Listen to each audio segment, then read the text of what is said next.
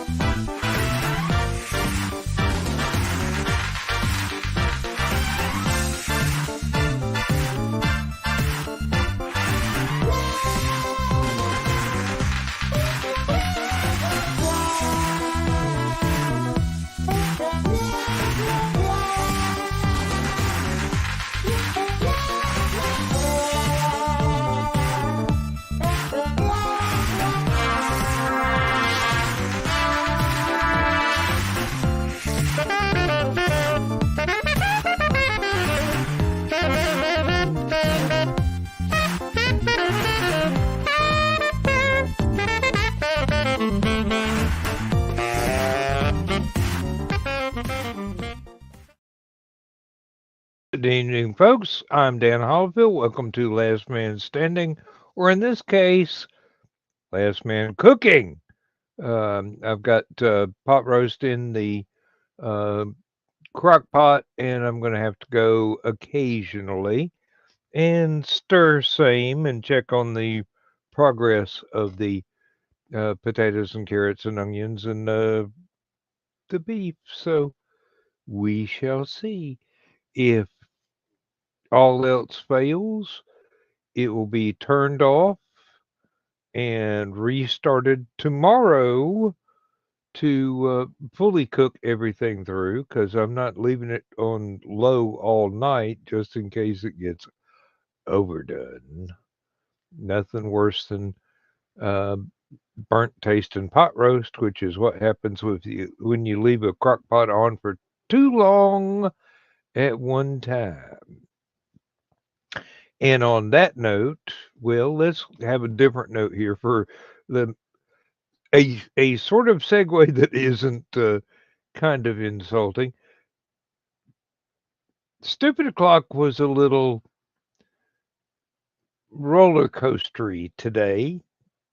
Uh, it was fun, and there were tears also. And one of the more fun things is Joe Bachman, who was there. How's that for a segue? It's Oh, an interesting segue. I'll give you that. yes, and it didn't even need batteries.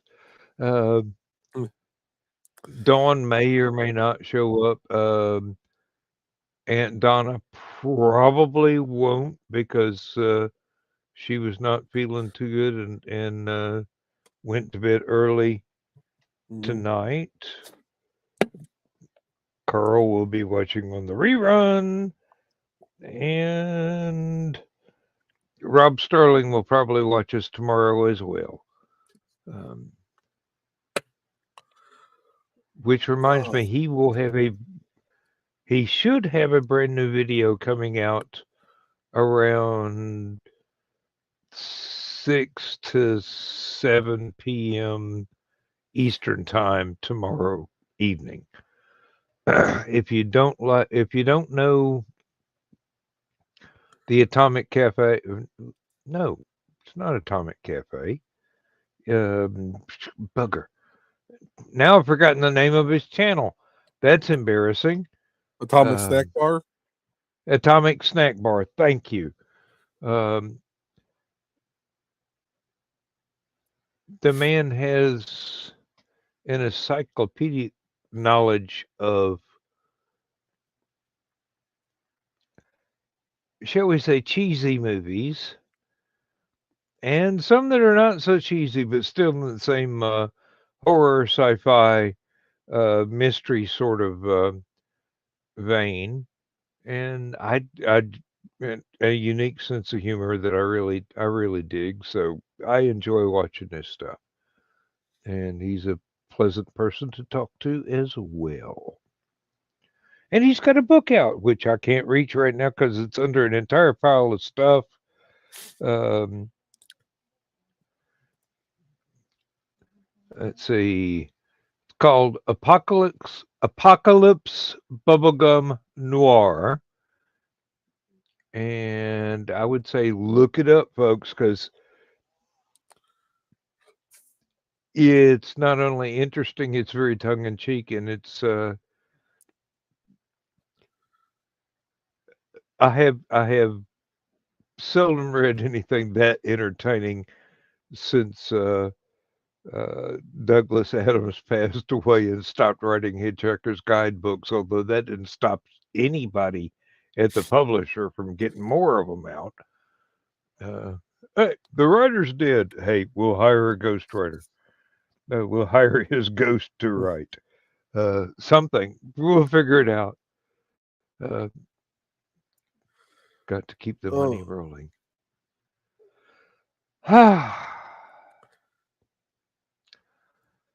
Now, it's good to see Zach on Stupid O'Clock, letting know he made it through the hurricane. Yes. I've seen a few of the other secret humor group members chime in on the post, so it seems like they've all weathered the storm. As I remember from a comment in Stupid O'Clock, Carl was a little bit worried about Steve down in Florida. I do not remember where Steve is physically located in Florida, but I mean, the whole state got kind of grounded. Yeah. So, I've got a grandson down there that I don't know exactly where he lives either, so it's kind of even hard for me to look up the location in reference to the storm's path, and if their power and internet or have not been disrupted, I would be very surprised. But hope he and his kids are doing great, and glad to know that Zach's doing well, and all the other folks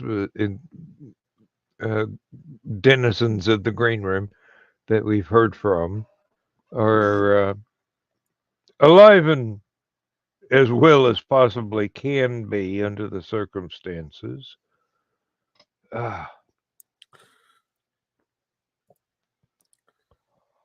Yep. And I've got to send a payment for that calligraphy off to thesis as soon as I possibly can. I should be getting my pension check tomorrow. That'll make it a little bit easier. Did you get it in already, or has it come Yeah, I or? got it. I think I got it on the 10th. No, that's today. I think I got it Tuesday or Wednesday is I believe is when I got it. And I Gotcha. had been out I had been working outside on the barbecue grill, moving concrete blocks and um doing construction sort of stuff on a small scale. And my hands were filthy. I didn't even want to open the envelope until I'd had a chance to sit and chill out for a little bit. It must have been uh, Wednesday because he asked about it in Burning His Yarn, and Okay. I was able to tell him, yeah, I did get it, and I had not looked at it at that time because um, I didn't want to mess it up. I didn't want my filthy fingerprints all over it.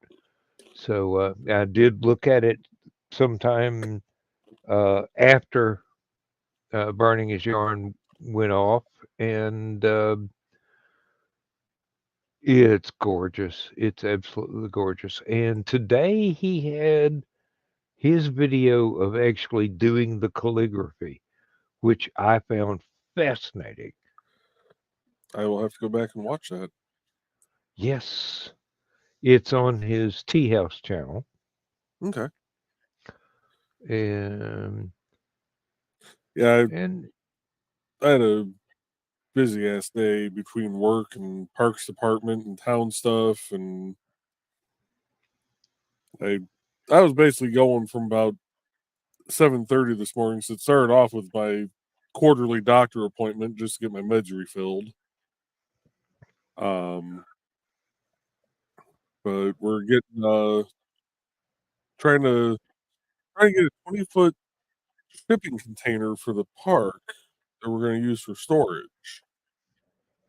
Um, but to fit it where we want it, we got to get some brush cleared out. So that requires coordination with the town guys and trying to, coordinate with their schedule. And yeah, and they've got me going through and helping out with their lead service inventory. hmm oh dear, what happened there? Didn't mean for that to happen. Hmm. There we go. Kitty. Um, was trying to say hello to Kitty, but evidently I used the wrong keyboard since I've got two computers going here at the same time. Yeah, so I guess the EPA mandated that a lead service line inventory be done for every water system throughout the state. So That's a tall order. yeah, and they want it by October 16th. Ain't happening. Not for a Well, whole state. yeah. Well, each water system is each town is kind of been put on notice to get it done on their own, and they've been on notice to have it done, and they're now all scrambling because I think they were trying to figure out how they were going to inventory it first and had no clue how they were going to do it. But the I like the consultant agency our town uses, but my God, they don't proofread a damn thing they send out. Hmm. And it just kind of irks me because they're actually one of our competitors. So Mm. I remember back at the factory when upper management would issue some kind of official statement about a policy change or something, And the grammar was so bad it meant exactly the opposite of what they were trying to say. Mm-hmm. And they go, no, no, no, no, no. You do what we mean, not what we said. And I'm going, yes, this contract expires with Swan. Mm-hmm. Um, Yeah, they're so basically what it is. It's an inventory of the lines, not of the main, like the actual water mains, mhm. but the line running from your meter to the house. And they want a lead content survey of that? Well, they want to know how many people are still running lead lines to their house. Oh, that depends on how old the neighborhoods are. Exactly. Now, throughout our town, they our water department is fairly certain that we are like 99.9% lead free as far as the service lines go. They know that all of our water mains are not lead. They're either cast iron or copper or whatever. Mhm. Um, but the EPA wants to know how many people are still running lead lines essentially from the meter to the inside of their house. And they give you the instructions are simple. You basically go to where your main water shut off is in the house and you do a little scratch test, and if it shows up a certain way, then you have lead. If not, you don't have lead. If it's magnetic, it's it could be this. Yeah. You mark what you think it is, you take a picture of it, you submit it. It took me longer to find the damn on off valve, the main on off valve for the house than it did to actually do the damn thing. Mm. But because everything, hey, Bladed. Hello. But because they took so long in getting an inventory system set up, they're kind of like in crunch time now. So Marsh is sending out door knockers to basically say, hey, this needs to get done. The EPA is mandating it.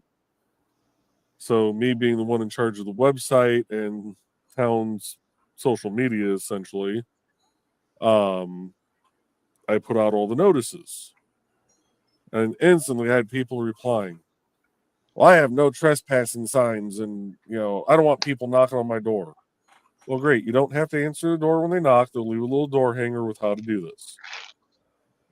Well, I'm not letting them in my house. They're not coming and just barging into your house. They are going to offer to do it for you. If you tell them no, they'll say, okay, hand you the information, and they'll walk onto your neighbor. And you will then be legally obligated to do the test whether you want to or not. Mm-hmm. Because the thing is, the EPA, they can't force anybody to do it, and they can't exactly punish the towns for their citizens not doing it. If they try that, there's going to be lawsuits. Yeah. Maybe not from our town because we don't have the money to do a lawsuit like that. But there's plenty of bigger towns. Like imagine trying to do that in Indianapolis as a prime example. Capital of our state. You're going to try and do a lead service line inventory of that city. Good luck. Yeah. One square mile of that town probably has more service lines than 5 of my towns put together. That would be a conservative estimate, in my guess. But it's for the whole water system itself. And our water system goes outside of New Chicago. So our water system goes into New Chicago, Hobart, Lake Station, and parts of Gary. And most people have heard of Gary, Indiana. Yeah. And not just because Michael Jackson came from there. I'd be surprised there wasn't some way to just ask somebody to send them a test tube of water and they do a lead test. Which would mean somewhere in that line there's a lead pipe or something worse. Yeah. Knowing half the people of our town, it wouldn't be tap water that got sent back. It would have Well, your pipes are fine, but you're pregnant. Right. Yeah. How's that possible? I had my son fill the tube. Yeah, and he told his girlfriend, "Congratulations, you're going to be a grandfather." There are ways to smart ass back. There are always ways to smart ass back. Some of them are quite dangerous, and some of them are not. Yeah. Yeah, I'd put out the post, and I created a post on our website. Even has the pictures of the 6 individuals that are going around doing this. And then I had people today. Well, the door knockers didn't show up at my house. I was home all day. Right. And if you read the information I gave you guys yesterday, they have to do the entire water system, and I don't know where they are starting. Well, our town isn't that big. Right. Our town isn't that big. Our water system covers 3 other cities.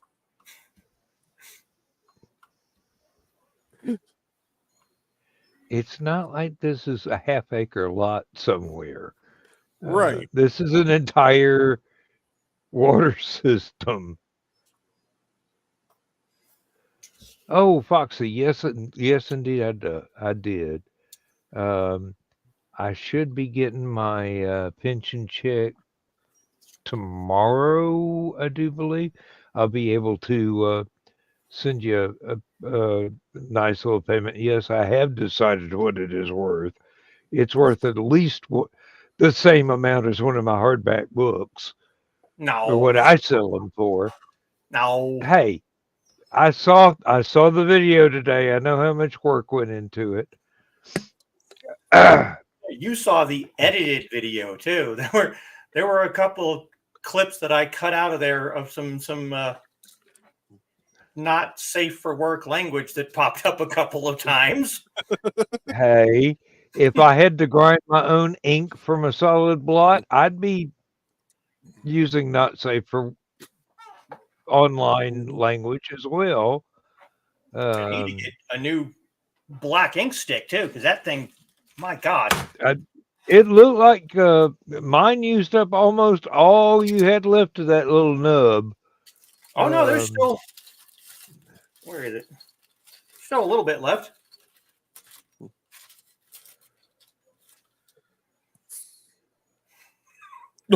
Yeah. Yeah.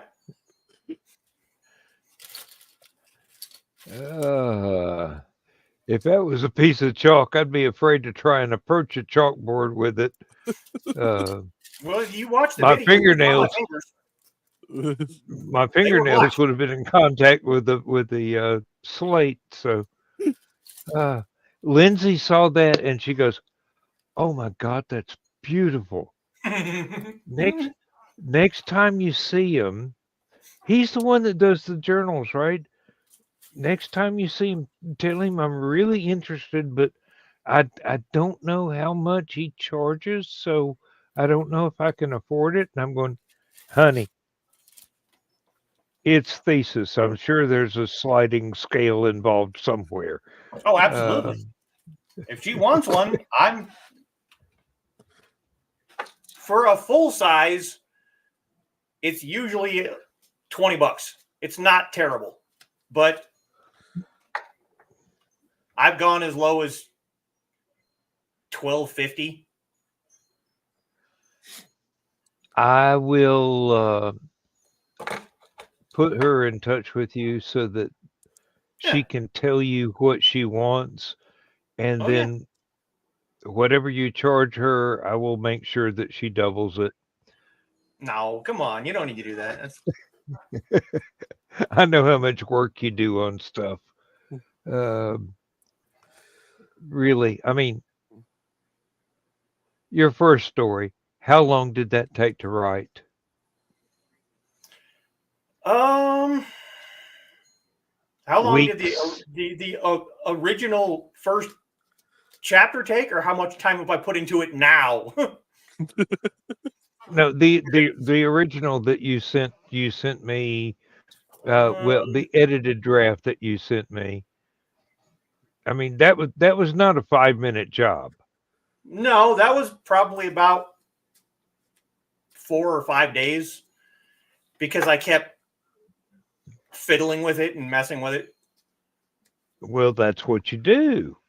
Yeah. Unless you're happy with it right out of the box, in which case I'll have a hell of a lot more editing to do than I had to do on what you sent me. It usually takes days, if not weeks, if not months, And to now do so. Hell, I've got one that I've been working on for 2 years, and I still can't finish the damn thing. Now it's probably approaching close to a novella length, and I'm kind of stuck at a point where I'm like, okay, now what do I do?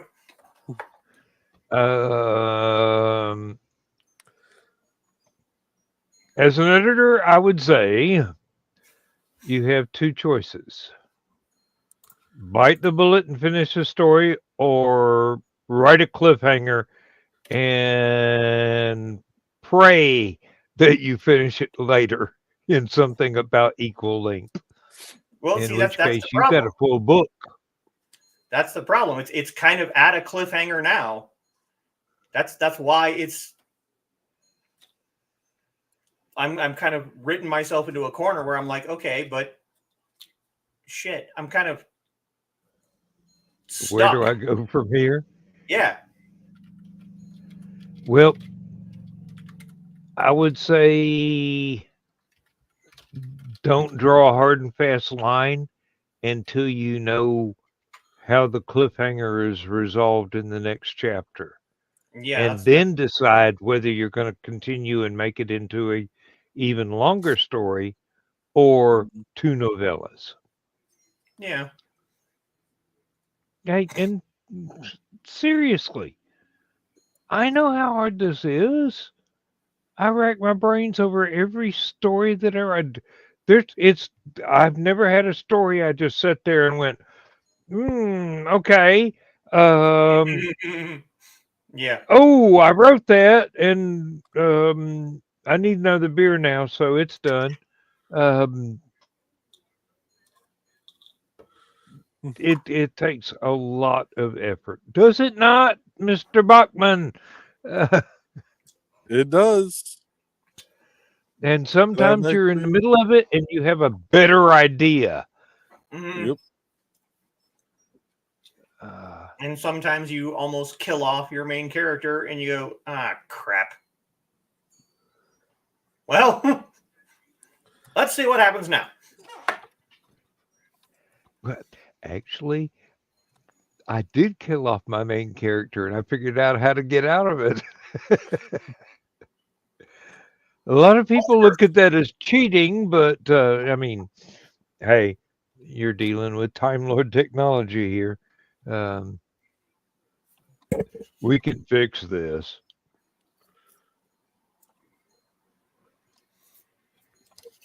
And yes, I put a great deal of work into that first story, and everyone is latched on to goddamn Jeff.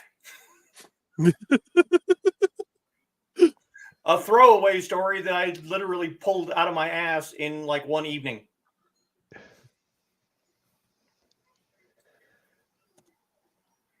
Yeah, but it worked. Apparently it worked. You got people begging for more Jeff.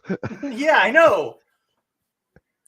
It's like I might just set the other one aside for now and be like, you sit and percolate for a little while. I'm going to go over here with Jeff, and we're gonna see where this goes. That's what I'm having to do with my story right now. Is the one that I've been working on that I'm like 9 chapters in. Mm-hmm. It just, I'm at a point where I almost feel like I need to go back a couple chapters and kind of rewrite some stuff. Yeah, that happens. You can do that. Mm. That's not cheating. And one of Larry Niven's laws is a writer reserves the right or privilege to have a better idea and go from there. I think I was getting a little too anxious to get to the exciting like bits and wrapping up the story. And I just kind of jumped ahead. I kind of jumped the gun on some things. I think I need to kind of expand it out a little bit more. So I went back to the story that I submitted to Aphelion, and I'm now building on it rather than the abrupt ending I gave it. I basically erased that out, and I'm starting to build on that. That was a good story too. That was like, okay, we can work on this one. We can see where it goes from here. Yeah. Yeah, really. Yeah, I had a great idea for what I want to do with it. I just couldn't figure out how to put it into words at the time. And still keep it as a short story. Yep. And I'm looking at the deadline and went, I know how I can wrap this up. The end. And then I got threats from Dawn for it. Hey, when Dawn gets mad at you, you know you did something right. Time to keep plodding on, and thesis with Jeff taking off, and you didn't actually foresee that happening. No. Remember, Marjorie Allinghammer invented her detective, Albert Campion, as a throwaway character in a story, Crime at Black Dudley, I do believe is the title of it. And she had no idea. He was just this guy at the dinner table. And all of a sudden, he's the one that she wrote 27 novels about afterwards. So, yeah. And you also get an insight into how Conan Doyle came to absolutely loathe Sherlock Holmes when he wanted to write other stuff.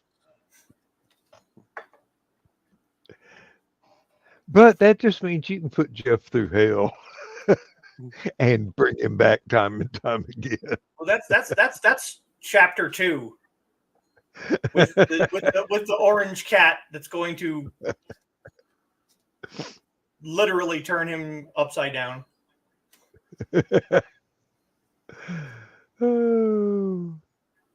I'm trying to decide if I want to submit that, the chapter 2, for November, or the completely new story that I'm working on. Well,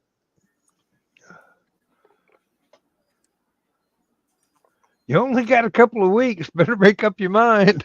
Yeah, I'm gonna get a dartboard or something and just which one?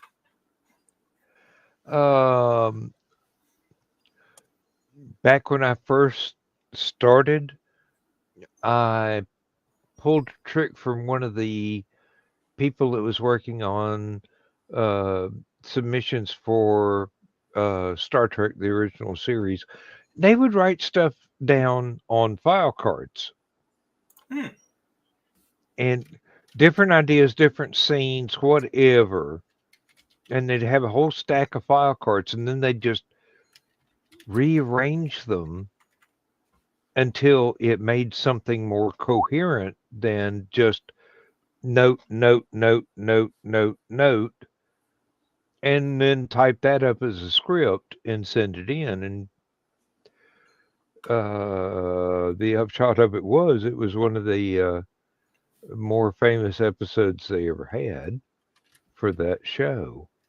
And Star Trek, the original Star Trek, had a habit of not only giving brand new writers a chance, but hiring very experienced science fiction writers to go, hey, here's the show Bible.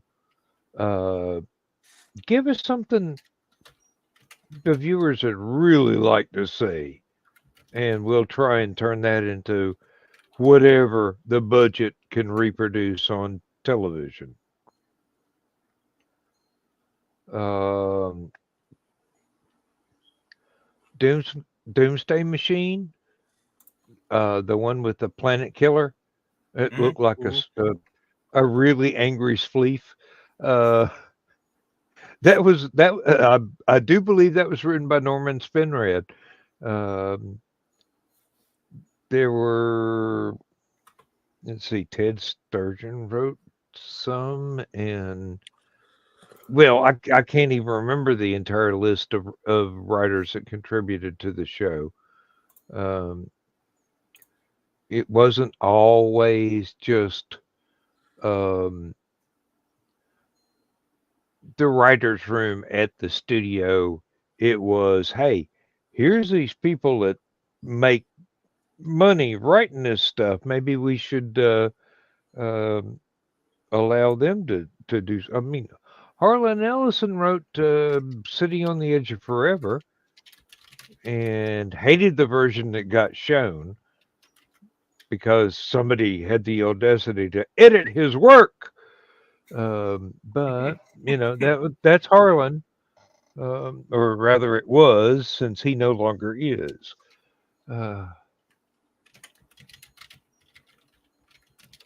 And I just saw a news flash today that the last Dangerous Visions collection is coming out, the third and final, and it's only been in production for about half a frickin' century. Um,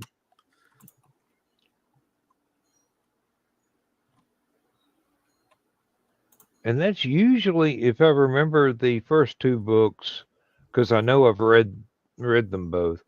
They had some outstanding stories in them. There was another one called Partners in Wonder, where Ellison co-wrote stuff with different writers who had totally different styles, and that was absolutely awesome to see the way that two people worked together, even though they had different visions of what the story should have been. If either one of them had written it on their own, it would have been a totally different story. But the two writers meshing together made it into something even more special than uh, going it alone would have for either writer. Writing is hard work. That's why I avoid it so much.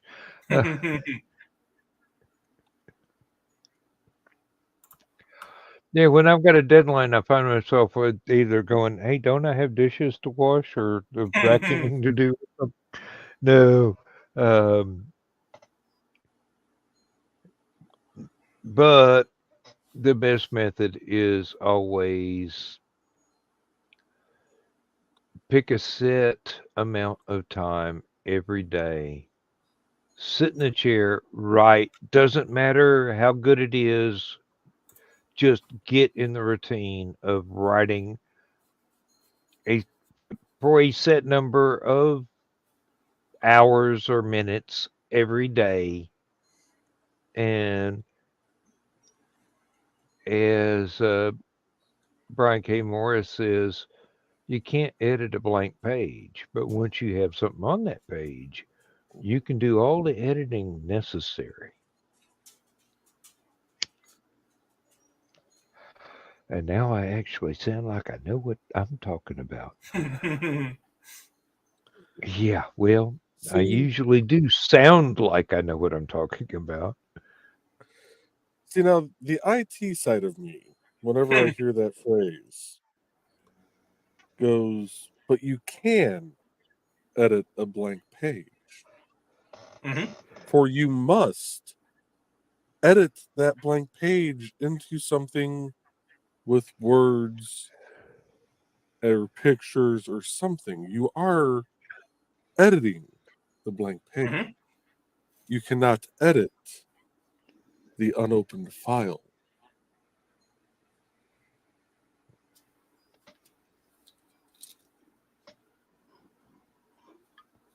But if we go back in time, it'd be a typewriter, so that wouldn't work. But you No, I literally would, I have would, to edit a I blank would, page.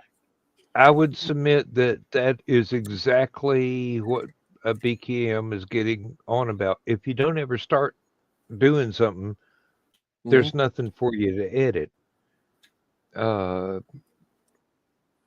you have to make the effort to start, and then you have to make the continuing effort to keep going.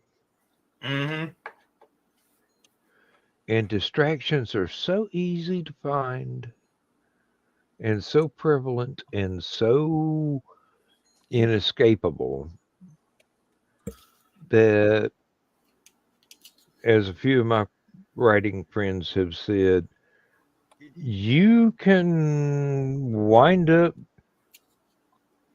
spending all your time researching something or world building and never get around to actually writing the damn story. Mhm.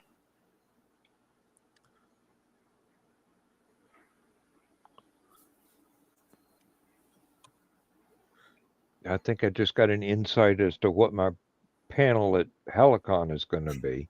Well, that'd be a good thing to know before you get there. Are you kidding? If I don't just get there and fly by the seat of my pants, nobody's going to have fun. If it sounds like it's a scripted talk, um, I'm gonna put people to sleep. But if I'm in a full-fledged state of panic and I'm just, hey, here we go. Buckle your seatbelt. Stay close to the candles. We're in for a bumpy night. Uh, I don't think beyond a small bit of research on things I didn't already know, I don't think I've actually scripted any of the videos on my YouTube channel. Because it's true. If you're reading off a script, it doesn't sound sincere. It just sounds like you're reading up a script. mm-hmm. You just turn the camera on and go. Yeah, that's why I have such a hard problem uh, narrating a story, because I've got the finished product in front of me. Yeah. I just have to make sure that my vocal inflections make it as exciting as I can make it, because there's no the creativity is done. I'm performing, and like any trained squirrel or a seal for that matter, um, distractions are everywhere, and um, yeah. Um, I don't know how I managed to get the old Dan story done. I think I did that while Lindsay was at church or something. So they were shut the door. The dog's sleeping in the living room. She's gone to church. I'm sitting there reading the story off, trying to make it interesting and trying not to make the accent incomprehensible. But I did find myself talking in an East Tennessee accent for about 2 days after I finished reading that half an hour's worth of story.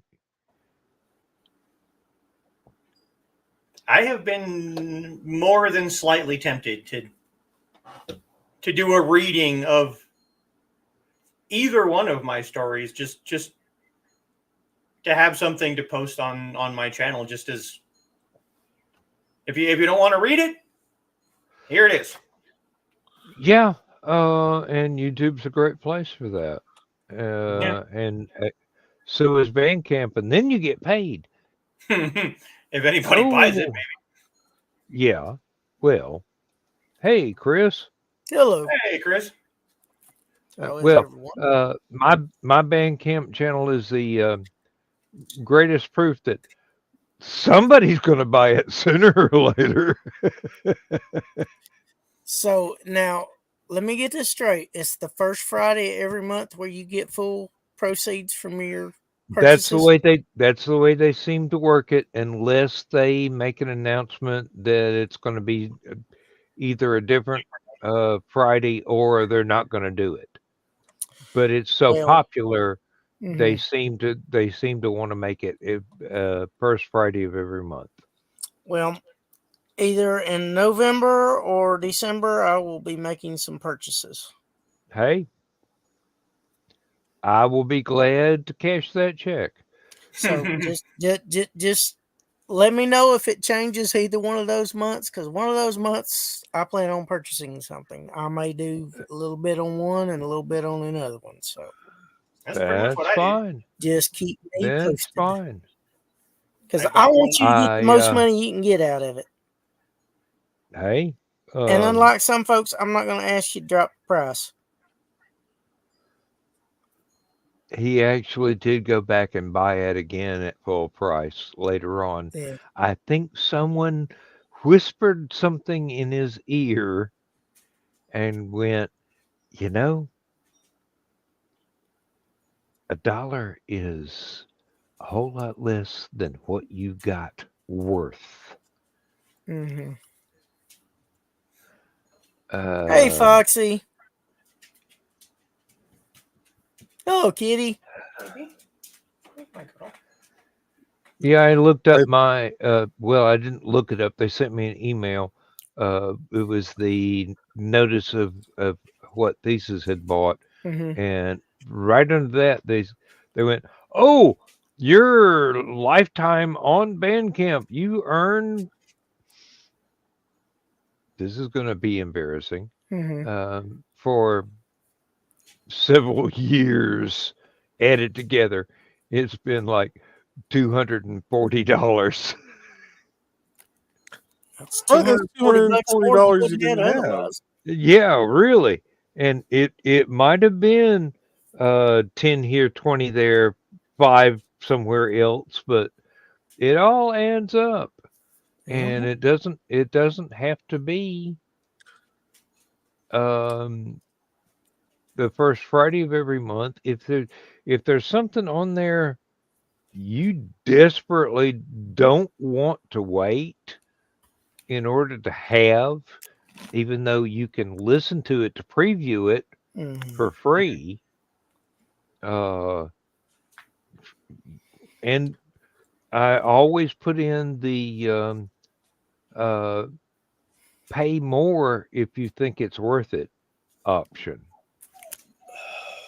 And I have had people buy a $7 album and give me $20 for it. That's nice. It happens. It happens.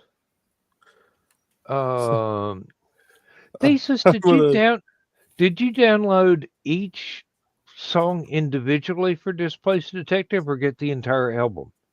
No, I got the whole thing. Oh, you've got the 18-minute bonus track as well, then. Mm-hmm. I did all the sound effects in that, except for a couple that I got from a public domain website of sound effects. And a few of those I had to manipulate. When the carriage pulls up and stops and someone gets out, Mm-hmm. that's forward. When the carriage pulls away, I had to chop the file without the person descending the carriage Mm-hmm. and their footsteps, and then reverse it. Mm-hmm. I've done that. Which it sounded a little bit weird till I took out the horses neighing backwards. Now I'm curious of what that sounds like. I didn't realize that track was so long, but I was trying to upload the entire album onto StreamYard so that I could have it as like background music for stuff. And it got to that last song and was like, nope. Nope, it's too long for StreamYard. Like error, we can't do this. No. This is to same thing with the 10,000 airship suite. I think it's track 7 is too large of a file to upload. Mm-hmm. I don't think I have that one yet. Well, actually, 10,000 airships led directly into Displaced Detective, because there was a piece I was working on for 10,000 airships that turned out to be Meditations of a Displaced Detective. Oh, that was the perfect background music for that calligraphy video too. It was just, I saw the title and I'm like, that one. That's the one. Did you notice it was only stringed instruments? There were no drums, there were no horns, nothing. Just that's why I picked it. Violin, cello, and violas, I do believe. That was the one that I did while I was working on 10,000 airships, and I go, oh, this is one of the prettiest things I ever wrote. Who can I show this off to? And I sent a copy to Stephanie, and she goes, "Can you write more?" And I go, "Yeah, I'm in the middle of doing it now," and that's why.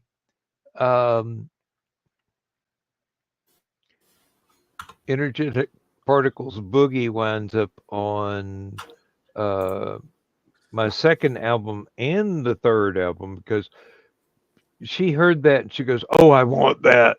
I want that." And I'm going, "But I've already put it on the other one." And she goes, "I don't care." So, hey, who cares? Who's going to notice? But yeah, Highly Energetic Particles Boogie. That was fun.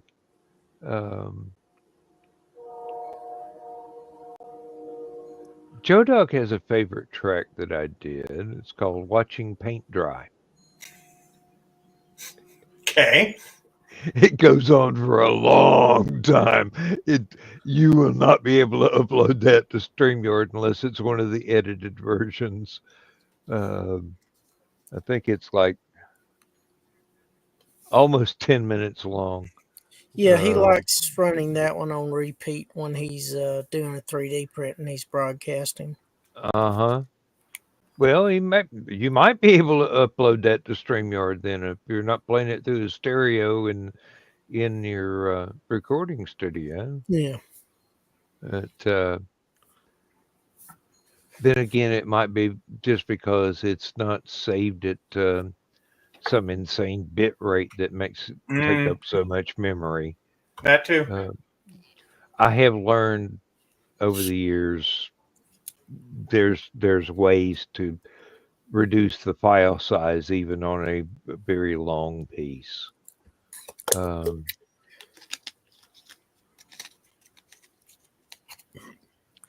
Yeah, I wanted to join in on the broadcast tonight. I will try to next week.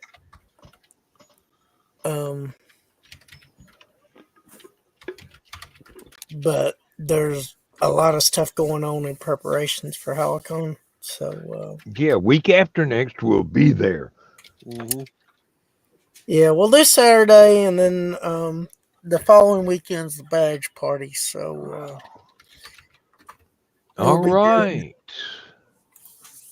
right. So depending on how things go, I may be a part of that. I probably won't be on next Thursday night because I should be at work. And if they try and talk me out of it, I'm going to politely decline because I need to make income. Money is good. It helps. Sometimes. Yeah. Yeah. Because whether you're working or not, the bills keep coming. Uh-huh. Yeah. And money pays the bills when nothing else will. Yeah. And I just got a notice that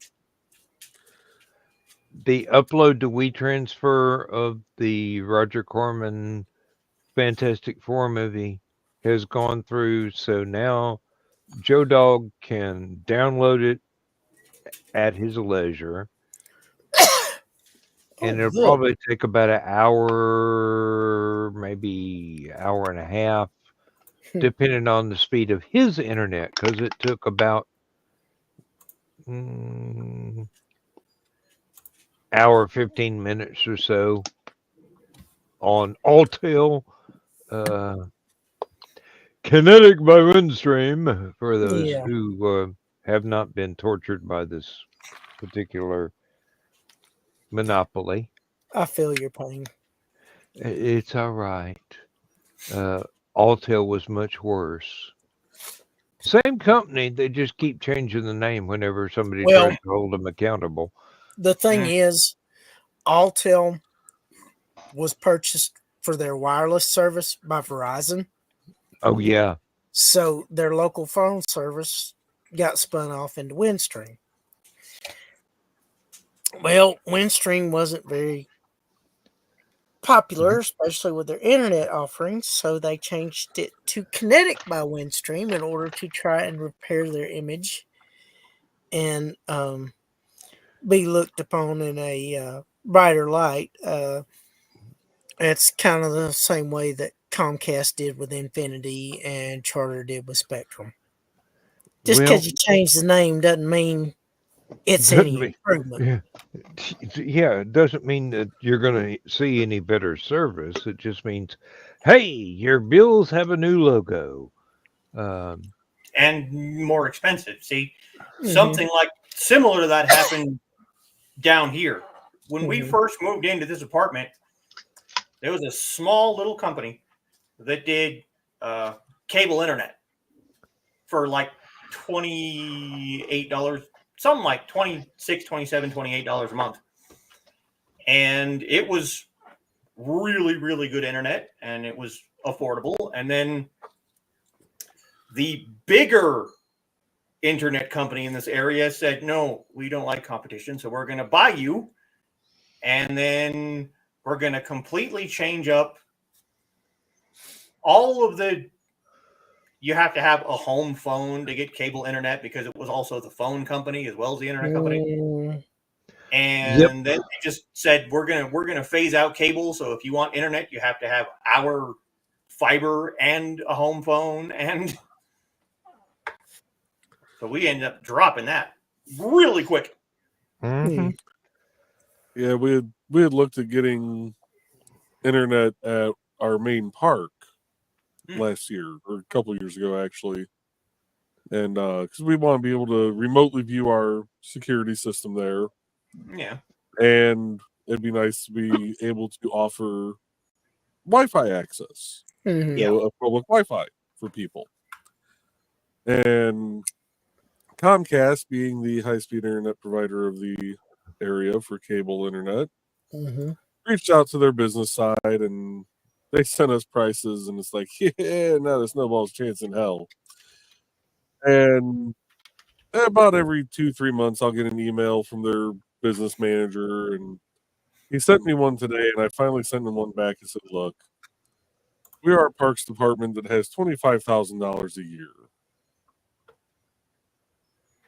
I don't have the money for even your most basic of plans.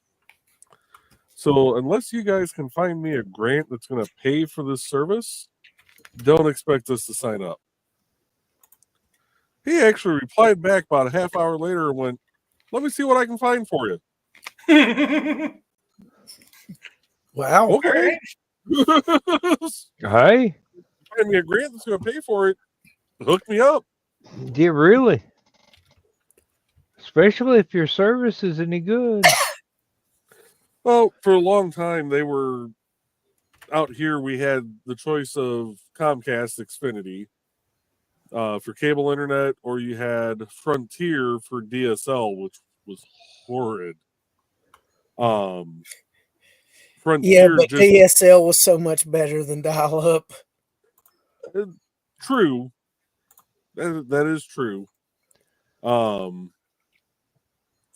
Frontier just ran fiber throughout our town. Mm-hmm. And when they sent out the things for that, I looked at the price and went, I can double my speed and save $50 a month. Let me sign up for this. Mm-hmm.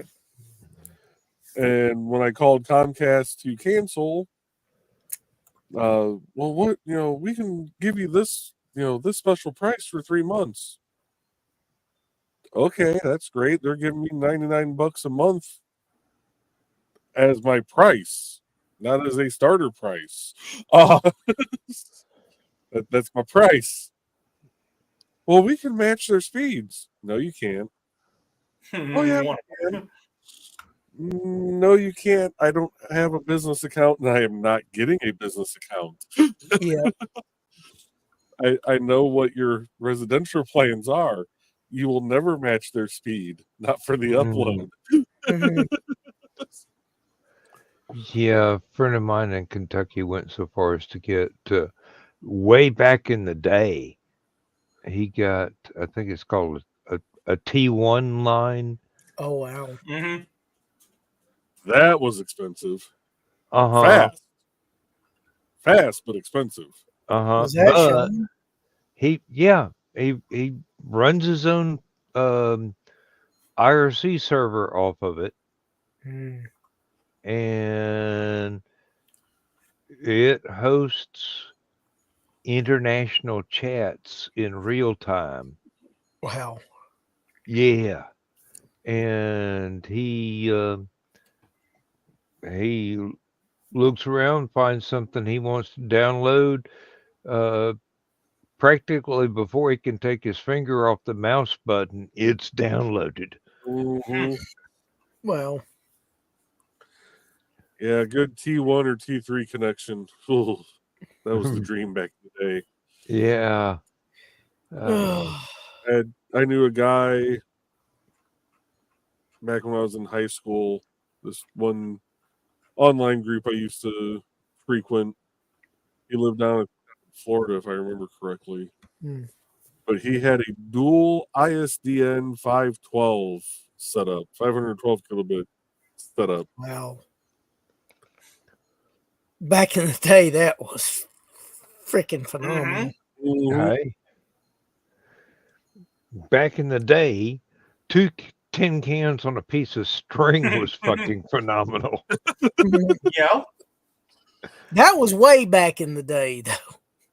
Yeah, I mean the 70s. No, wouldn't have been the 70s. Would have been the 90s. Back in the 70s, we'd have been satisfied with a CB radio, Yeah. and frequently were. I remember when Dad had a CB radio at the house. He had them in. He had them in the truck, and he had them at home.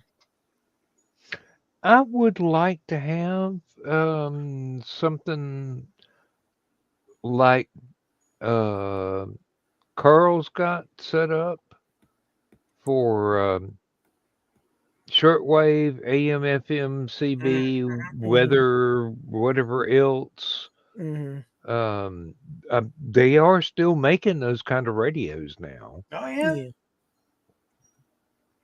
and they're not that expensive, and usually they're expensive enough to rule out a company that makes crap actually making sales for very long. Because word gets around, especially with shortwave, word gets around. Yeah.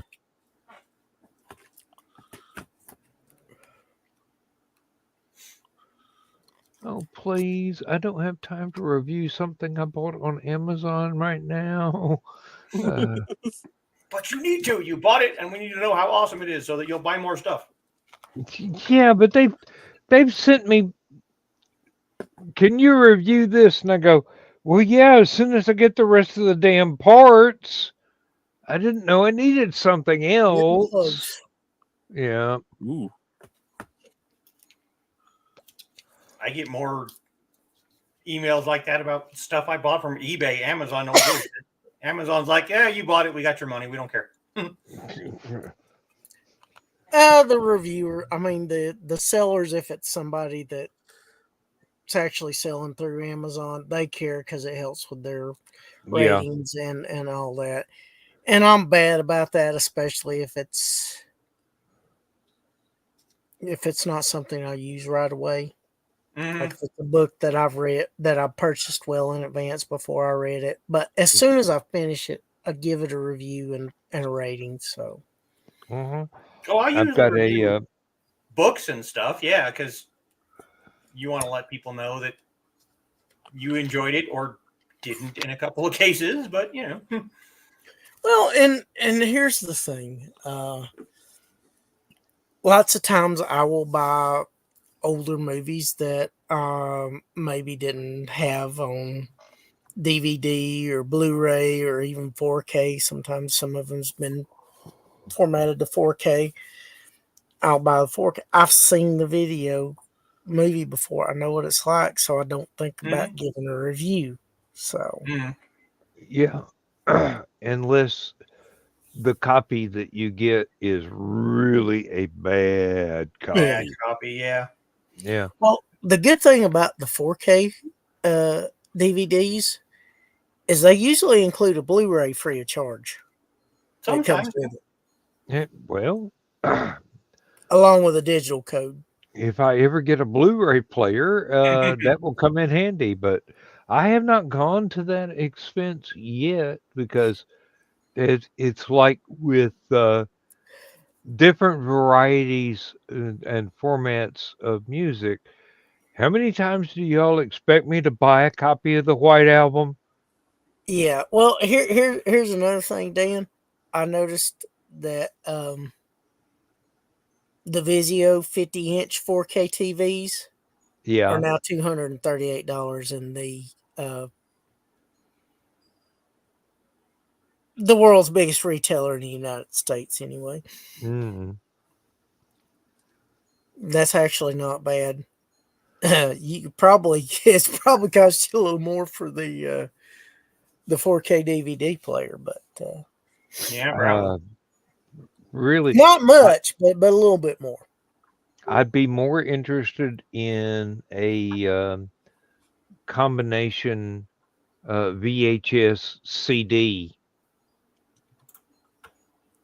Yeah. player recorder if they weren't all rebuilt, broken down shit from 20 years ago being rebuilt and charging $600 to $800 for a $50 thing you could get at Walmart. Well, I bought one thinking I could play VHS tapes and record them to DVD off the same device. I haven't been able to do it. Oh yeah, some of them are players only. They won't record in either direction. No. That one I've known several people that fell into that particular pitfall.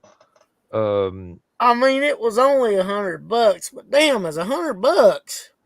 Well, you got players for both of them. You just can't record anything on either one. Because there are a few movies that I would dearly love to have on DVD that just aren't, Yeah. Yeah, you and know. One of them comes to mind. It's a cute little movie. It's called Leader of the Band. It has Steve Landisberg, who was on Barney Miller. He's the guy with the red head with a little bit wavy curly hair. yeah, He plays a high school band teacher who loses his job, so he becomes a band teacher for this school that needs one, and I think it's got Mercedes Rule in it, and it's got Gayle Sartain from Ernest movies and Hee Haw, and anyway, it goes through the struggles of him trying to get these misfits into actual marching band, and it's a cute movie. Another one is Megaforce. It has Barry Bostwick in spandex. I know. I saw Megaforce in a theater. That's how old I am. And I well, I went to didn't get see to it see because it. I wanted to, but I went to see it because Barry Bostwick was in it, and then I come to find out that one of the other characters is an actor in another movie that I enjoyed, but can't remember at this moment. yeah. And some of the background actors were in um,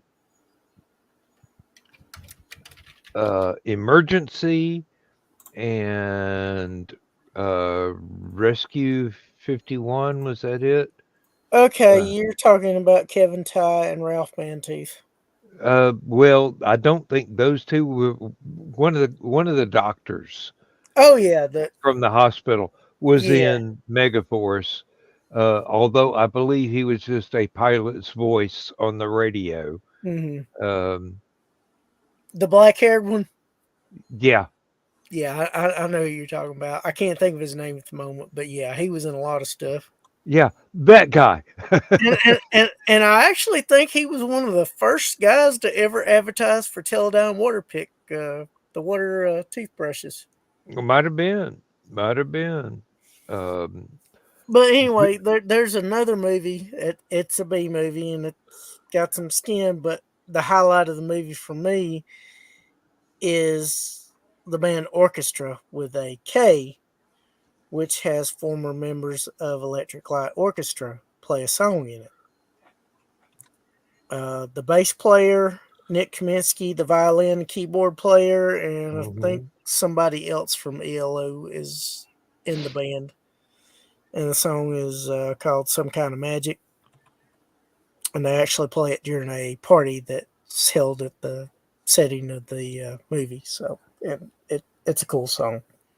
I ought to dig out one of my photo albums, and I actually went to see ELO. I think it was the In the Round tour in Atlanta, and I can't remember who the opening act was, but their name will be on the ticket. Well, here's the thing. Jeff Lynne is ELO is doing their farewell tour, and they're going to be in Atlanta Saturday. I would love to go, but you know what the problem is? It cost $1,000 a ticket. Try $275 for the lowest price tickets I can find. Yeah. A piece. I was including gas and wear and tear on the vehicle, but I think my estimate's just about the same as yours. Yeah. And you know, I like Jeff Lynne, but I can't justify paying that much for one ticket. Not $300 worth. You don't like him that much, no. Well, if I didn't have so much other stuff going on, Deep South Con's going on this weekend in Helen. I'm not going to be able to do that. I got to help Joe with Grillzilla and just other stuff. They're going to be replacing my roof this weekend and just too much crap going on. Mm. I'm busier in a rooster in the house this weekend, and I'm not having nowhere near as much fun. Well, stuff happens. Yeah, I mean, you got to adult sometime. God, Don't don't wanna. remind me. Oh, I don't either, but you know. Unfortunately, there's no Toys R Us open, so I can't be a Toys R Us kid. It's still. Oh, now they want me to review tent stakes, a battery, ferro rods, and a frying pan. I'm going. It's If tent that stakes, ferro rods, a battery, and a frying pan. If you need them, you get them. that sounds like a serial killer shopping list. Not really. No, it's a. My wife wants to redecorate the backyard, and I need to do all this stuff. And the ferro rods are really neat. I mean, they're basically you scrape them with a flat edge back of a knife, and then just throw a shower of sparks to start a fire with. Mm. The battery is a freaking battery. The frying pan is a freaking frying pan. I mean, if you Well, you need know, one, you can buy one. I was thinking if Donna McKeel rated a frying pan good, you know it had to be worked real well because she probably used it on Joe's head, and if it's still in one piece, it's a good piece of equipment. Well, there's always the caveat it didn't work. This cast Yeah, iron skillet is great. It didn't even dent. But the thing is, if she got to hit Joe over the head with it and he went, ow, she's probably happy with that. She probably gave it Hey, a review. Thesis, have you ever seen the pie picture? I don't think so. You're in the chat link, right? From Messenger. Mm-hmm. Yeah. Okay. Let me see if I can find this. oh dear. We got down the most interesting rabbit holes. Oh, you're gonna love this. Well, I got a new idea for a short story, and I'm actually typing it up right now. I'm trying to get to the 1,001 word threshold for short story submission, and I'm over halfway there. Mm-hmm.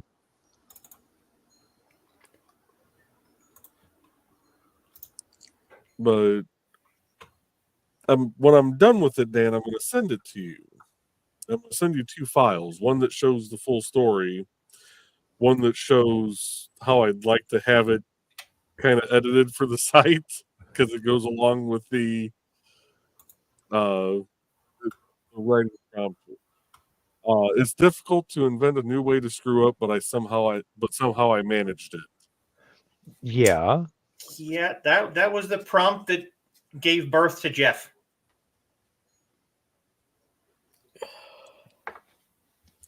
I got to write some more of those prompts. They're becoming even more popular than they ever were, and it's not like I'm the waterfall of opening lines for stories has been turned off. They still show up from time to time. I've got an entire file of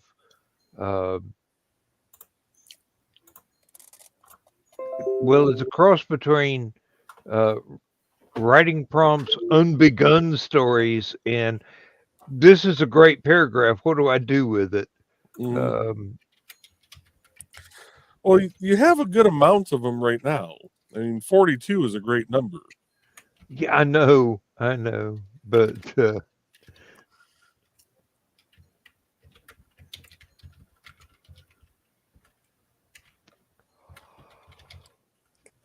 I've grown since then.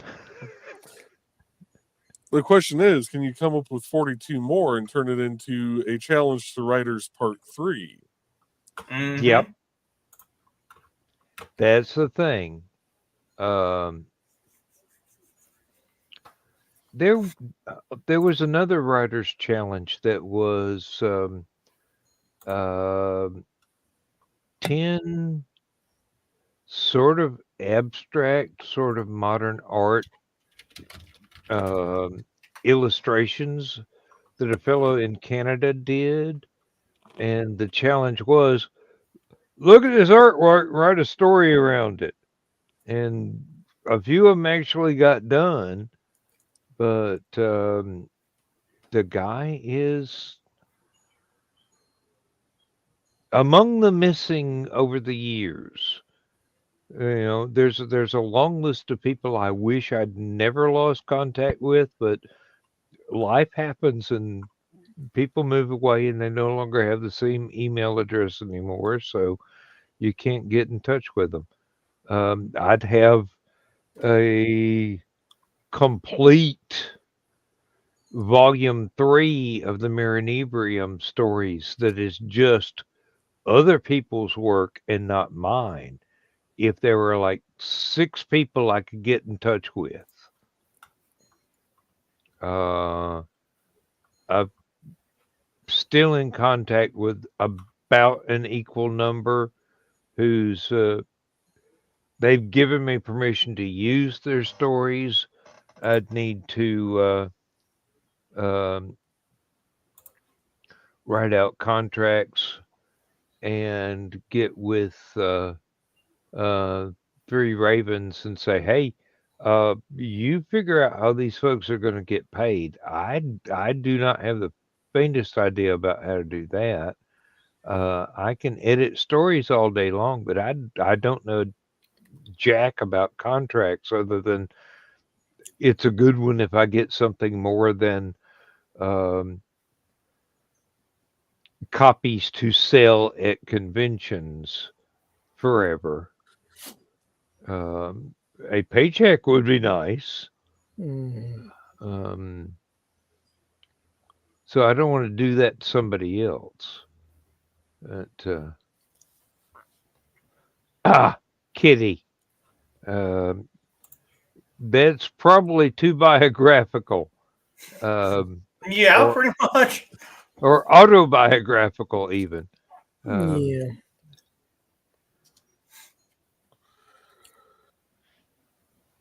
Yeah, I can see that. The bikers are giving me trouble, and then my boyfriend handed me a sword. Mm-hmm. Hey, Kiri. Hello, Kiri.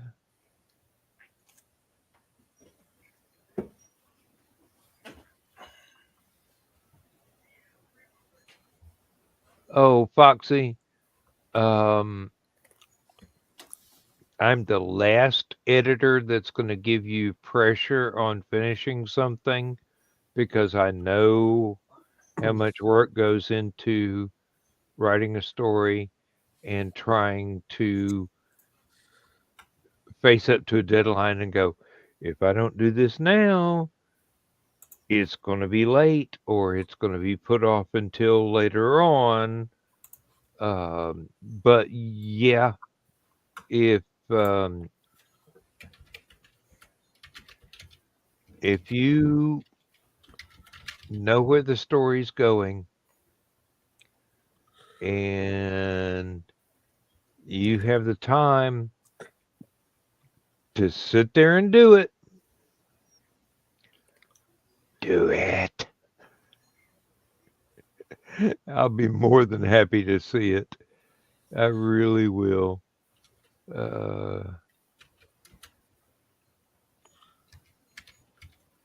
And Kitty, since you brought up that writing prompt, why don't you turn your hand towards it?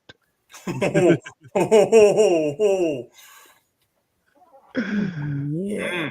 Hey, what's good for the goose is good for the gander.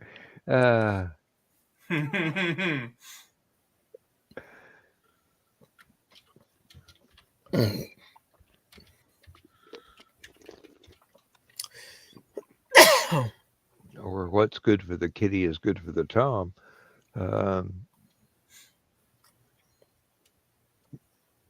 I'm trying trying very hard not to say, put your money where your mouth is, but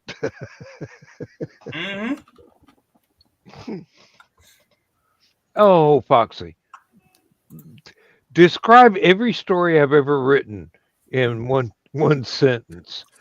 There you are. See where it takes me? Well, Got no clue where it's going. I had no idea where it was going with the first one. Story of my life. Good Lord, I could say the same thing about the music. I don't know what it's going to sound like. I just know, hey, this is neat. What can I do with this?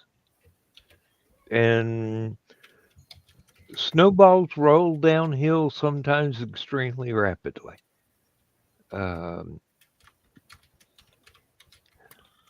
And sometimes it seems like it's a couple of snowflakes, and all of a sudden you got an avalanche on your hands.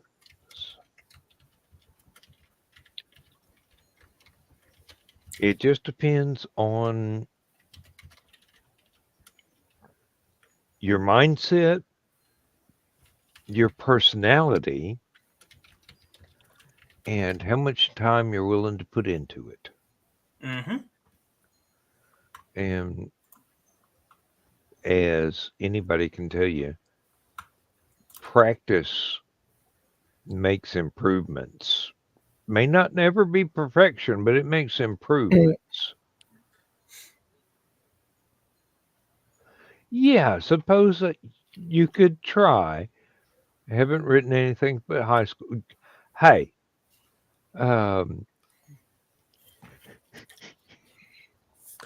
That's what it was to me before I submitted my short story. All right, Kitty. Here's a personal challenge. Oh boy.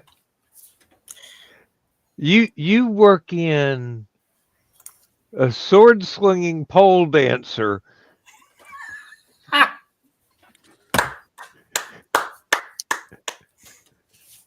And believe me, give it some action. Give it a couple of heads flying across the room, pirouettes spinning around. Turn it into a ballet. Combination of it and Dust from Dusk Till Dawn.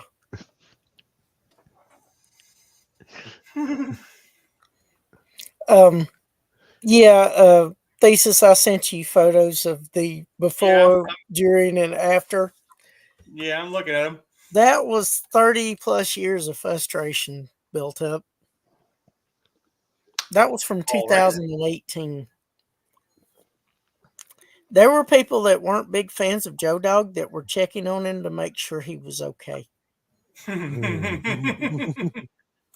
There was that feeling was stuck on a wall over 30 feet away. That's how freaking hard she laid into him with it.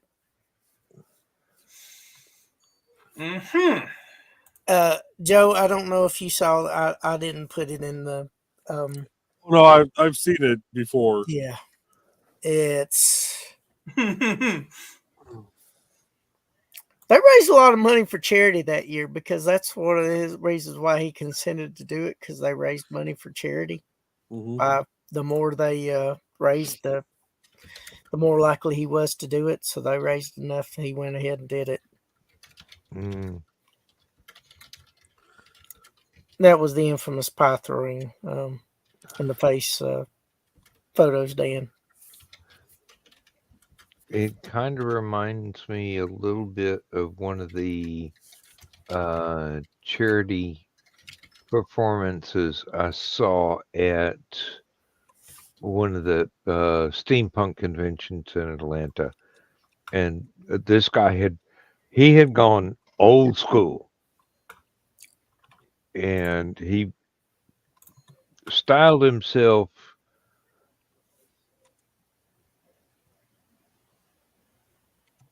not an illusionist, but I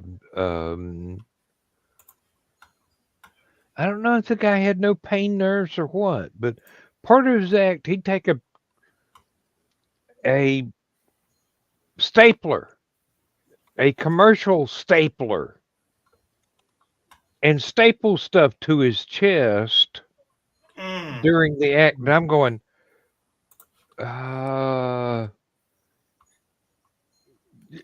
either you're wearing a bulletproof vest or your insurance is really good. And then he took his shirt off and kept doing it. And I'm going, okay, that takes care of the bulletproof vest. Your insurance must be wonderful because you're going to need an emergency room after this. So when my mom was alive and still working at the hospital, she worked on the ICU unit as a unit secretary. And she's busy, putting stuff in the computer, doing charts and stuff. And she heard a doctor ask for a staple remover. Well, she thought she had heard, the doctor's voice had come from the nurse's station she was sitting in. So she reached over, grabbed it, and held it up in the air. And then after about 15 seconds, when she realized no one had come to grab it, she looks up, and directly across from her in the patient's room, she sees this horrified look on the doctor's face. Oh, shit. And the other doctor that was standing in there went, "Oh, that would hurt." They were looking for a staple remover to take staples out of the patient, not out of a piece of paper.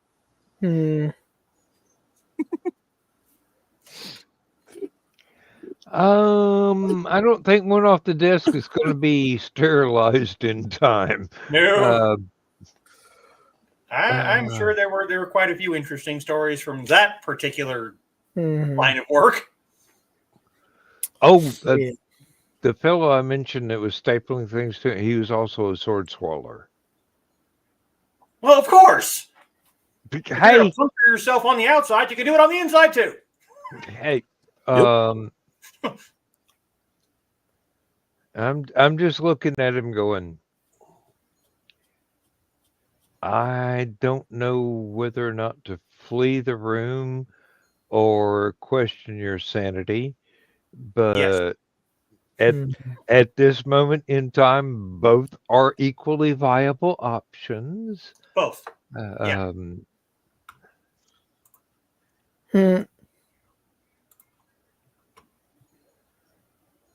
Lord. Oh yeah, that was the idea that.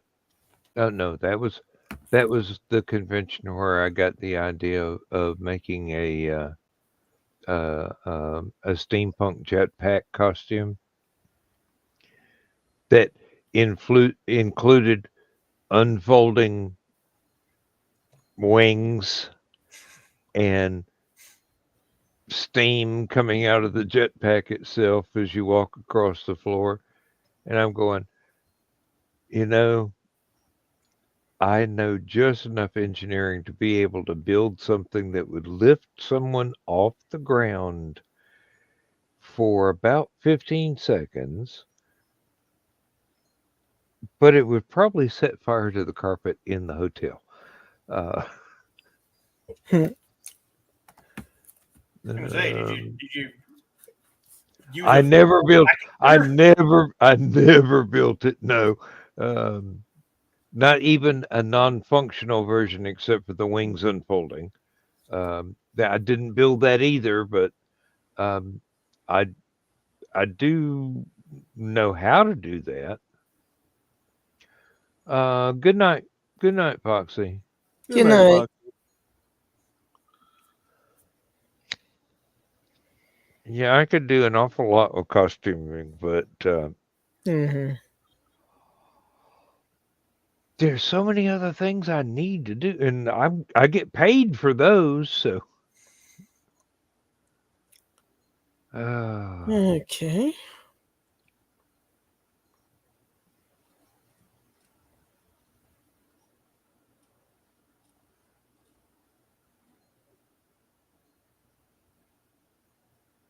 Oh, I ordered a 1 terabyte SD card for the new video camera, the camcorder that I bought. Pretty much just in case I feel froggy and actually record myself trying to cook something on the cast iron stove. Yeah. And that way I'll be able to edit it with one of my video programs. And so it's, here's this. Don't have to watch for 3 hours while it actually cooks. Here's me turning it over on the other side. And here it is being ready to put on the plate, ready to eat. And I'm going, Cowboy Kent's not going to be impressed. I don't care. If I actually inflate my ego enough to actually do that, then I don't know, what do I call it? Last man cooking? Hey, there you go. Why not? Outdoors with the fucking redneck. Oh. No. Here we go. Here's how not to cook outside on a cast iron stove. Old Dan's Guide to the Outdoors. Ooh. Cooking in the country. That's a good one, too. Cooking in the country with the old god of Appalachia. Probably too long. Well, I don't know that I want to play that card too often. Somebody might want to test me on it. Yeah. I'm a little rusty on the Thunderbolts these days. Hey, country cooking with Dan. There you go.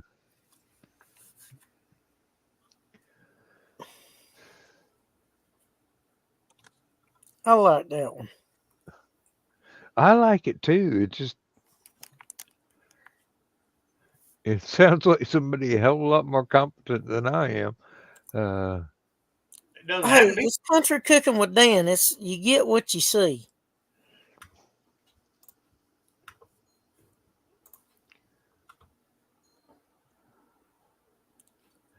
Well, some people go out and kill their own damn buffalo.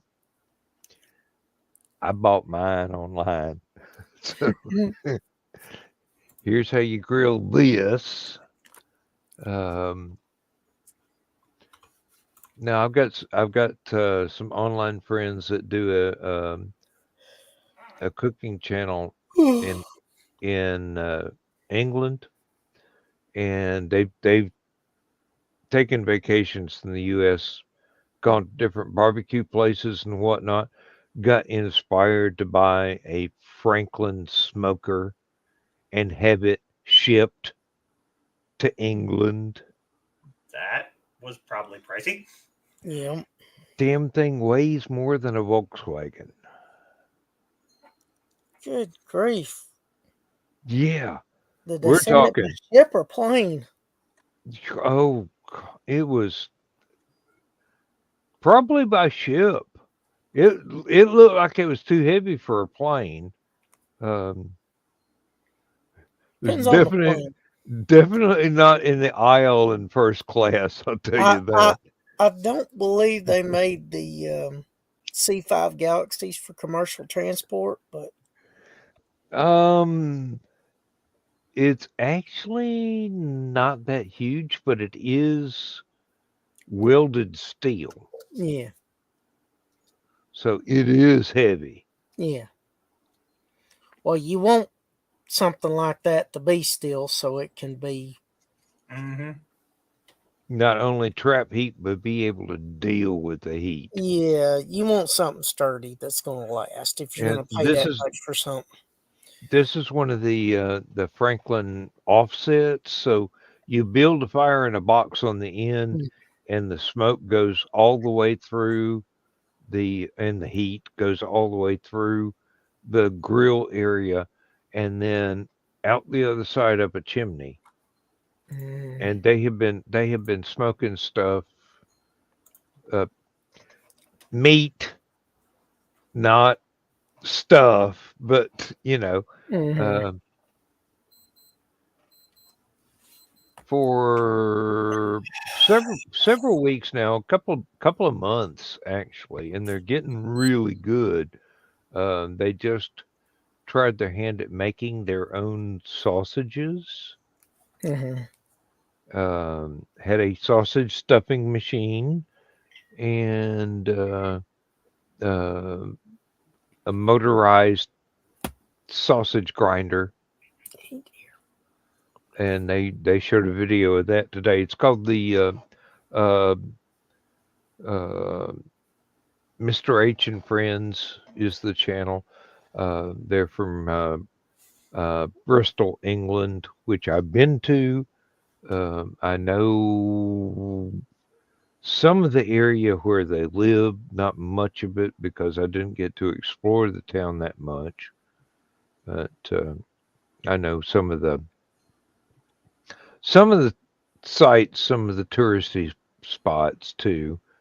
Um, but they're doing real well, and they not only stuff their own sausages, but they put a bunch in the freezer, and then they cook some on the smoker. And that was a video they did this afternoon with a live chat. Looked damn good to me. We're talking, as somebody else commented in the chat, look like bratwurst. They're just large sausage, but I apologize for making your show naughty, Dan. you're catnapping. No, I'm stroking the kitty. On camera, even. I Yep. doubt she'll complain. Anyway, Either one of Yeah, them, I doubt they'd complain, she being passed. as how it's you. She Uh, passed by, so I couldn't resist. no, Carrie, we're not putting that one. It's bad enough she put it in the chat. We're not making it public in the visual either. Well, they Um, can read it if they can see it on the YouTube, but still.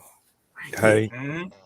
that's fine. They'll have to have a magnifying glass or zoom, but I that's I what she don't said. I don't G-rate any of these shows, so Yeah, can I know. I don't have any expectations of ever getting monetized.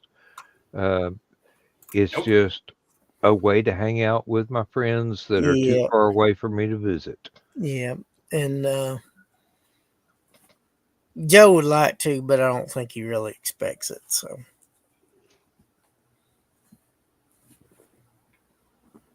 You're gonna have to I'm specify I'm, which I'm talking show. about McKeel, not you, Oh, okay. Joe Bachman. Sorry. I try to distinguish you two most of the time, and I'm thinking clearly, but I am tired, so not quite as clearly as and I just heard Trelena upstairs snapping her fingers, going, "Damn." Uh, Joe might actually get monetized. He's got good stuff, good programming, good people. He's on at a decent hour. Mhm. So, I'm not going to rule it out for Joe Bachman. Joe McKill's another thing because he's sometimes his worst enemy. That may be self-sabotage. Yeah. Wait a minute. If I don't say something smart-ass right now, I run the risk of being successful. Yeah. Joe Dog, what's wrong with being successful, dude? Well, the thing is, Joe Dog would like to be successful, but he doesn't like doing all the work that requires to be successful. There's the rub. And I'm not Mhm. talking about what you use in a barbecue. Yeah, he wants to do well. He wants to succeed, but he doesn't want to put in the effort. Well, guys, we got 15 minutes left. I have to run down the hallway. I'm not stirring the pot roast right now. I just have to go down the hall. Okay. I'll be right back. Hope And everything yes, works out. I am leaving the headphones behind. Oh, come on. It'll be safe. Donna's not here. Yeah, and Dawn's not here, so We'll have a Doesn't little. matter. I know you three too. and Foxy went to bed, so Us three innocent. I can't even finish that line. Go Okay, ahead. good. us fine, upstanding gentlemen, Yeah, creative types. I have way too many electronic components around me right now to tell that kind of lie and not get struck by light. Oh, Hey, your lucky Dick isn't here. He'd probably get you by association. oh. The Nick Field man, is strong some days. the man attracts electronic tomfoolery. Like, Well, I actually threatened to get him one of those anti-static mats that you use for like doing computer repairs. mm-hmm. So you can lay the stuff on them. You got the little wrist thing, that you hook up and keeps you grounded. I threatened to get him one of those to put down on his floor and just put little wrist thing around his ankle. Mm-hmm. So that way anytime he's in front of his computer. The problem is he would forget it and he would jerk it and he would trip and fall and God knows what, because despite his sword fighting skills and all that, I think he's a little bit clumsy in that regard. Not to He'd mention, only do it once though. yeah, He'd well, learn. after he broke his ankle and Well, I've threatened to put him in a Faraday cage too, but I haven't figured out the logistics of that yet. yeah, That would definitely be some work. I wonder if I could find enough old microwaves, get the material out of the little window of the microwave, and somehow have Richie weave that into a chainmail. Some armor, yeah. That we could put on Nick. Kiri, if Joe Dog could get $50 a month on Twitch, he would be overjoyed.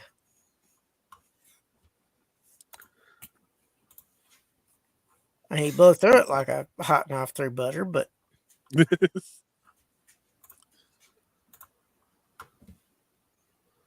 oh, I gotta figure out how to extend this by 3 more damn words to make the minimum.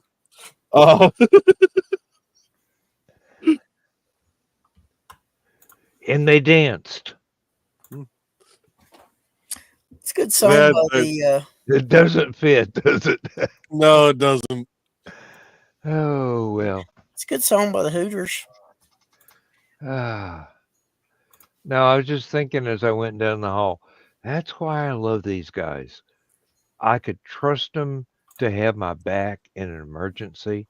I could trust them to drive my car for me if I was somehow unable to do so. I could trust them to protect my wife if shit hit the fan, but I can't trust y'all not to be smartasses when I'm trying to aim carefully. Uh, Not wrong. Nobody's perfect, Dan. hey, and Kiri's disappointed too, and he's not even on screen. Uh, Well, no, because he knows if he had put something into the chat, we would have read it to you. Mhm. yeah, well. Uh, Oh, Well, I think he ran out of dad jokes after the last show. he didn't run out. He was afraid Joe Dog would just drop him off the screen again while he's trying to tell one. Mhm. yeah, Oh, there was one night it wasn't just me. Richie was in on that too, Kiri. yes. Sleep deprivation can be entertaining if it's not you that's being deprived. Well, when you do a subathon like that, where if people do the little biddies and stuff that Twitch has, like the little microtransactions, Mhm.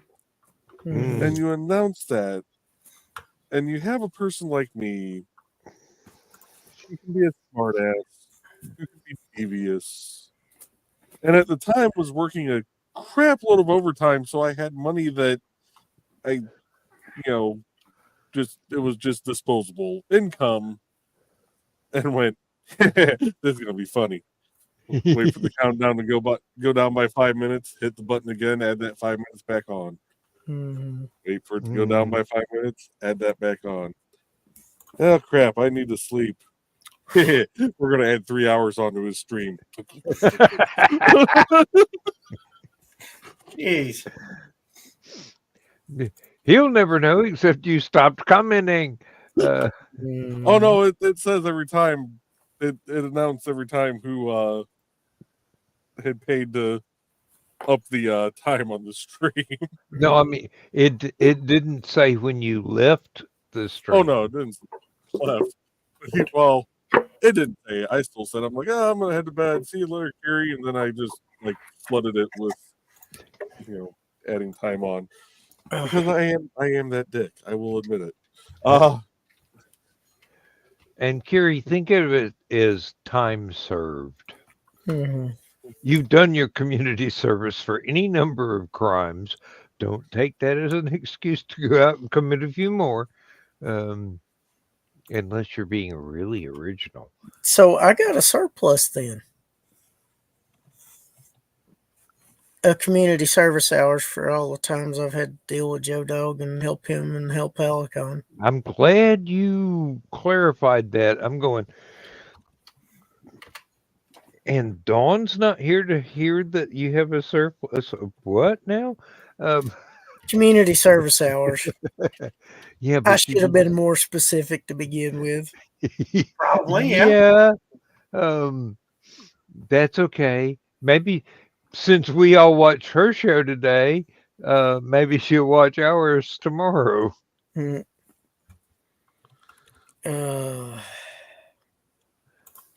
I can just see the comments rolling in. Well, let's see. Nick's not in the chat. Donna's not in the chat. Don's not in the chat or on the show. So, and Carl's not here. So, I'm probably safe for the most part. Till tomorrow. Maybe. We'll see. Hey. Everybody's got a lot going on, so they may not notice. Not right away, anyway.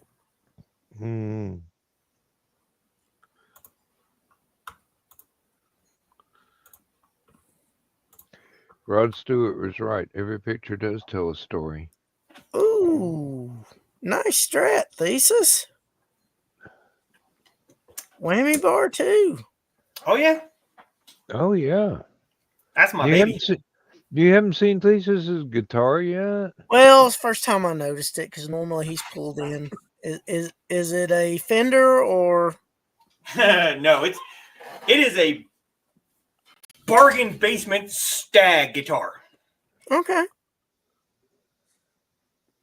Oh. There was a outfit out of California that I really liked. They had good guitars for good prices, but unfortunately, they had to shut down. I think they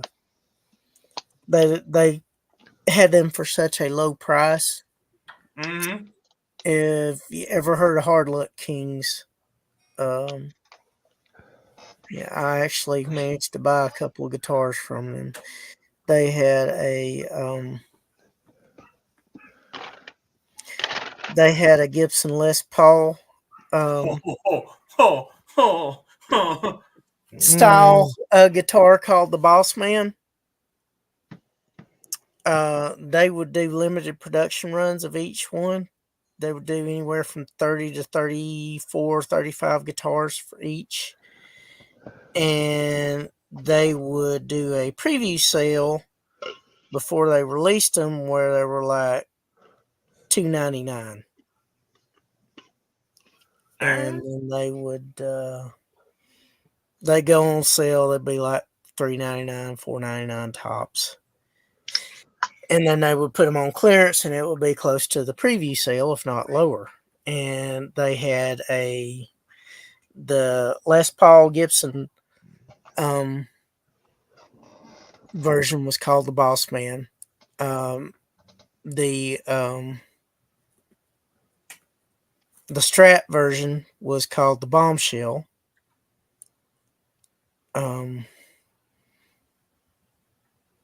I forgot what they had. A Flying V. They also had a Telecaster. They had an Explorer model that was called the Lady Luck, and they even had bass players, and they had the most awesome hard shell guitar cases for like $150, and sometimes they go on sale for $99.99. I had one once that somebody had custom built. It was a Fender, I believe it was a Stratocaster neck on a Gibson body with humbucker pickups, and it was silver, and it had a brass nut for the strings to go through at the top of the neck. So it would ring like nobody's business, and it got stolen in a burglary along with a mandolin and a couple of other things. I wish Gibson would make production models of it, but apparently they're only done through the custom shop. Neil Sean loves Gibson Les Pauls with whammy bars and tremolos. And they don't do it on their regular models. I hate to say it, guys, but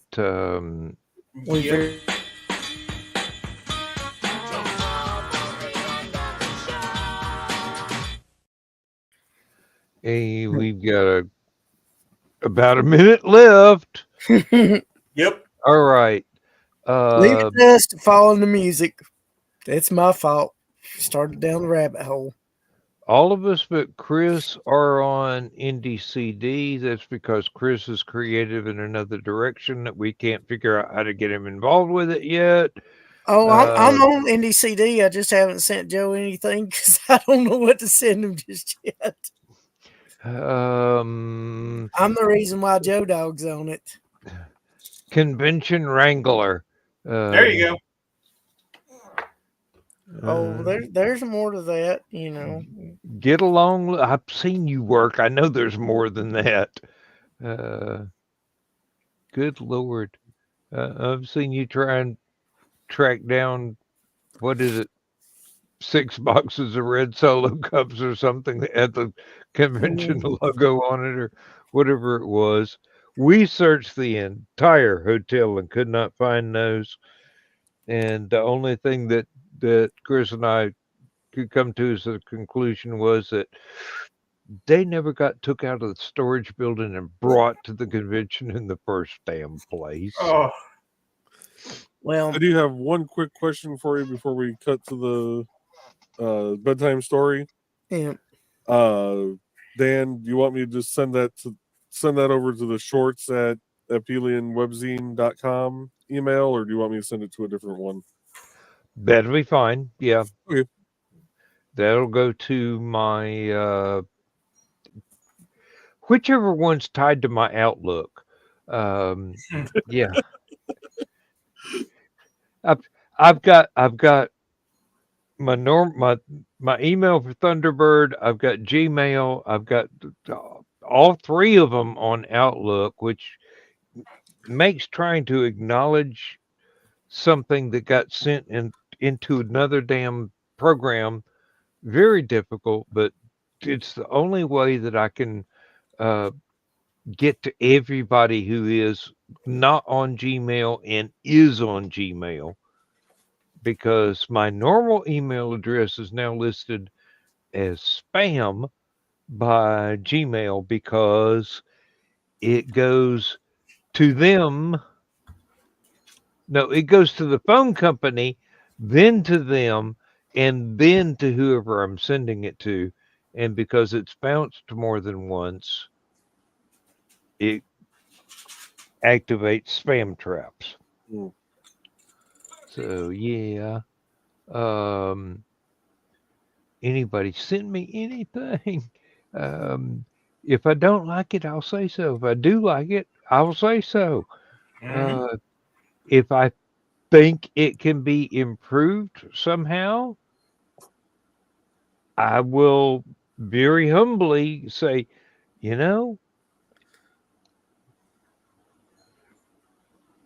I was expecting this to happen and it didn't, which isn't a bad thing.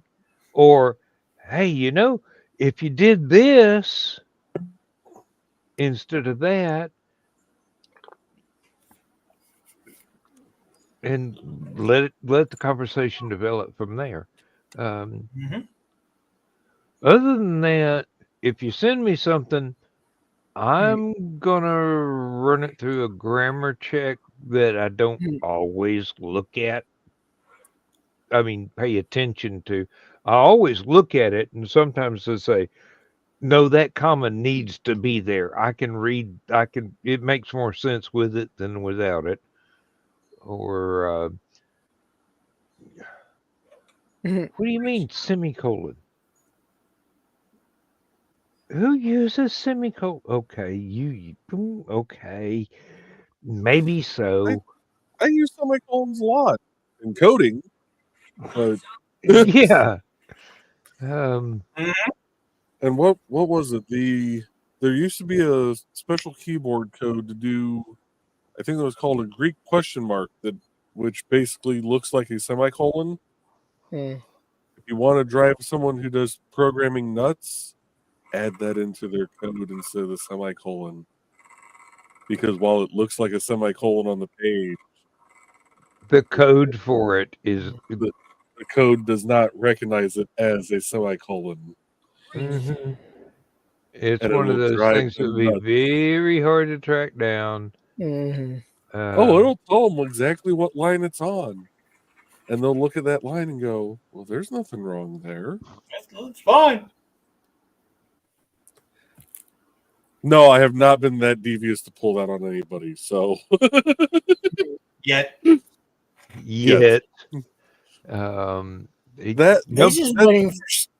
Nobody's pissed him off that much yet. Yeah. You're just waiting on someone who really deserves it to do it too, which I don't blame you. Yeah. That's a nice whole card to have. That's one of those that I feel that if you do that to somebody, no matter how badly they deserve it, you probably just earned yourself a special place in hell. Yeah. Especially if they've got any good karma points built up for themselves at all. And on that note, folks, we will see you on the flip side. And hopefully tomorrow night in the green room, Saturday night, Stupid O'Clock and Last Man Standing. Not looking forward to starting Last Man Standing at 1 a.m. again. I've gotten spoiled with Joe Dog not doing Stupid O'Clock, so I could do LMS before midnight. But yeah, he's been lazy. Now it's time for him to get his butt in gear. Hey, I didn't make the original schedule, and I was perfectly fine with it the way it worked out. I'm older now and not quite as cantankerous as I should be at this age. I'm not yelling at anybody to get off my lawn. I'm just waiting for them to step on the landmines so I can laugh and laugh and laugh. And those landmines are usually just, hornets' nest, yellow jackets, whatever. Stuff to make them think twice about coming back. Mm-hmm. And hoping they ain't allergic. Well, I didn't put them there. I just, didn't eliminate them. I know better than to go to that part of the yard. On that note, go good, guys. Good night, everybody. Good night. Good night, folks.